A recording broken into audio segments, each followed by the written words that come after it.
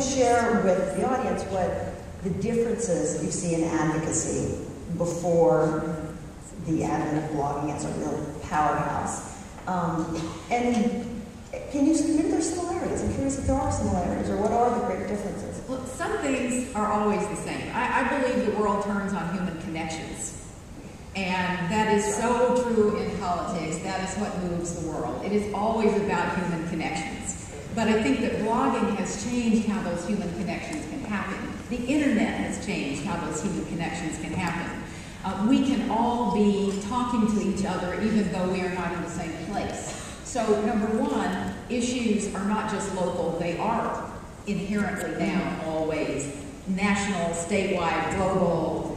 They just inherently are, because you write something on your blog and you may get a comment from someone half the way around the world, and you don't know how they found you, but they did. So number one, it just makes everything more universal. Number two, it speeds it up. Speeds it up. I was talking with Jill Miller-Ziman actually this morning about, she's on the city council in Pepper Pike, Ohio. White House Project, yes. And she was talking about the sort of generational difference between herself and some of the people on the city council who've been there for a generation now.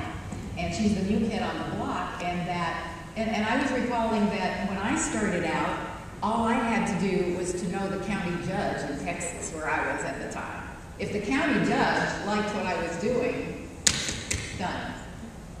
Today, it's much more grassroots. You have to really lay your grassroots much more carefully and communicate constantly with the constituency. I think that's good, because I'm sort of a sappy, I believe in democracy, and I think that's what it's all about.